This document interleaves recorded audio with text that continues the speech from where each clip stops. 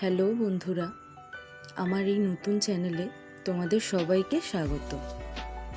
কিছুদিন যাবৎ অত্যন্ত গরম পড়ার কারণে কদিন ধরেই একটু আধটু বৃষ্টি হচ্ছে। তো এই ঠান্ডা ঠান্ডা ওয়েদারে সবারই ইচ্ছা করে কিছু না কিছু ভালো মন্দ খাওয়ার। তো এই কারণেই আমার মা বাড়িতেই বানিয়েছিলেন ফ্রাইড রাইস আর চিলি চিকেন। এটা কিন্তু খুবই ভালো হয়েছিল খেতে, তাই ভাবলাম তোমাদের সাথেও একটু শেয়ার করা যাক। আর তোমরা সবাই কে কি ভালো ভালো খাবার খাচ্ছ অবশ্যই আমাকে কমেন্টে জানাবে।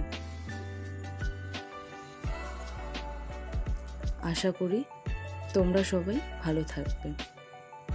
বিদায়।